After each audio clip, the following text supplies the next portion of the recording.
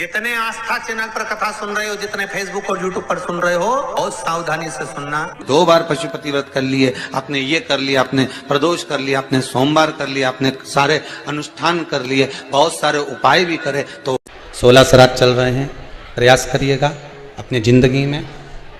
शिव महापुराण की कथा कहती है, भाई श्राद्ध पक्ष में पड़ने वाली शिवरात्रि का स्मरण जरूर करिएगा। किसी नारी को अगर 32 साल भी शादी को हो गए हों और संतान नहीं हो रही है, 30-35 साल हो गए, 32 साल हो गए, 28 साल हो गए, 15 साल हो गए, 20 साल हो गए और संतान का सुख नहीं, तो श्राद्ध पक्ष की शिवरात्रि की बड़ी महत्वता है। आप लोग भी निवेदन है, प्रयास करना। जिस बालक बालिका का जॉब नहीं लग रहा हो, सर्विस नहीं लग रही हो, नौकरी नहीं लग रही हो, जगह जगह पहले करते थे जॉब, अब छूट गई, 2 साल हो गए, 3 साल हो गए, सर्विस नहीं लग रही हो, बहुत प्रयास कर लिया हो, बहुत प्रयास, तो महाराज तो श्राद्ध पक्ष की शिवरात्रि के दिन काली तिल्ली को पीस कर उसको जल के पात्र में डालकर अपने घर के मटका परिंडा, पितरों का जो स्थान होता है, जलाशय होता है, उसके पास में एक पात्र में रख दीजिए। बेलपत्री या बट का पेड़ या पीपल का पेड़, इस वृक्ष के नीचे एक रात्रि तक रखे रहने के बाद में दूसरे दिन अपनी कामना कर, जिनका जॉब नहीं लग रहा, सर्विस नहीं लग रही, नौकरी नहीं लग रही या कहीं उलझने उत्पन्न हो रही है, उस व्यक्ति को हाथ में ले जाकर उस पात्र का जल, 3 वृक्ष पितरों के तुल्य हैं, कल की कथा में कहा था, पहला बेलपत्री का, दूसरा पीपल का, तीसरा बड का, ये 3 पितरों के तुल्य हैं। इन 3 में से किसी भी वृक्ष के नीचे उस काली तिल के जल को समर्पित कर दीजिए। महाराज बाबा चाहेगा, भोलेनाथ जी चाहेगा तो 3 महीने में कहीं ना कहीं योग बना ही देगा, ये पक्का। 16 श्राद्ध में, श्राद्ध पक्ष में, घर में अगर गंगा का जल हो, आपके घर में अगर गंगा जल रखा हो, श्राद्ध पक्ष में तुलसी के क्यारे के पास में एक छोटी सी कटोरी रखकर घर का कोई भी व्यक्ति, चाहे महिला हो, पुरुष हो, पुत्र हो, पुत्रवधू हो, बच्चे हों, कोई भी हथेली में गंगा जल लेकर अपने पूर्वजों का स्मरण कर और वो गंगा जल काशी विश्वनाथ के नाम से अपने पूर्वजों का नाम लेकर वो कटोरी में अगर 5 बार या 7 बार छोड़ देता है तो उसके पूर्वजों को पिंडदान और तर्पण की जरूरत नहीं पड़ती, उनको मोक्ष प्राप्त हो जाता है। पहले देख लेना, शायद हमारे हिसाब से तो 13 अक्टूबर को शिवरात्रि होना चाहिए, और भी आपके यहाँ के विद्वज्जन पंडित जन से पूछ लेना, नहीं तो पंचांग में या कैलेंडर में देख लेना कि अक्टूबर की श्राद्ध पक्ष की शिवरात्रि कब की है। जितने लोग आस्था चैनल पर सुन रहे हैं, जितने लोग फेसबुक यूट्यूब पर सुन रहे हैं, जितने लोग इस कथा पंडाल में जो दिल लगाकर और ध्यान लगाकर सुन रहे हैं, आप लोगों से निवेदन, प्रयास करना,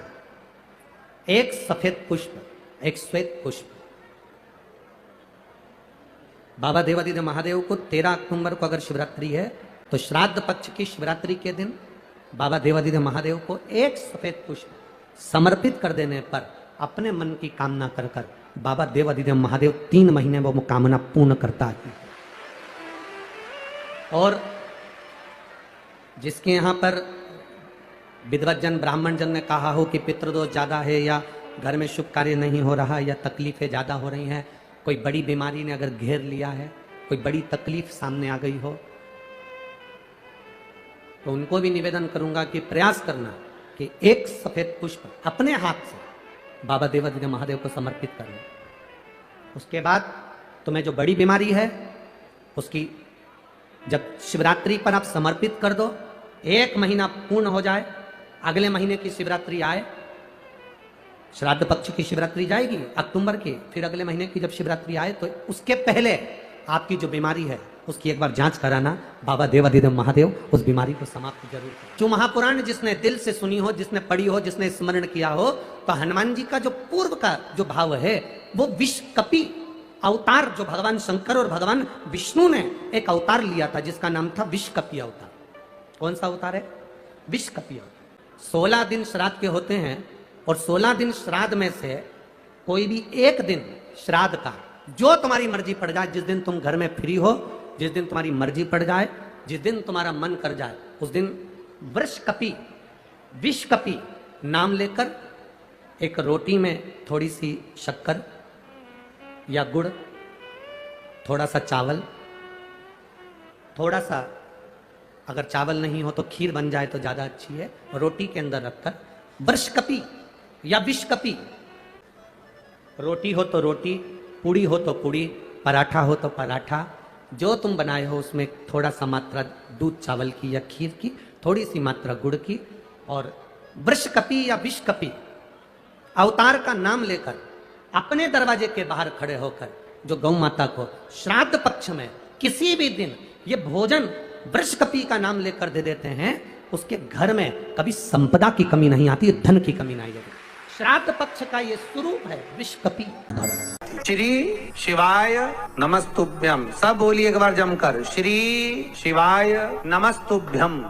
प्रैक्टिकल जरूर करना, कहीं सियोर वाला महाराज झूठ तो नहीं बोल रहा। शास्त्रों की बातें हमारे जीवन में हमें सुख प्रदान करे, इसलिए इस भाव का आनंद करते हुए आज की कथा को विराम देते हैं। श्री शिवाय नमस्तुभ्यम। मेरे चैनल को सब्सक्राइब करें, बेल आइकन प्रेस करें, जिससे कि आपको लेटेस्ट वीडियो की नोटिफिकेशन मिल जाएगी।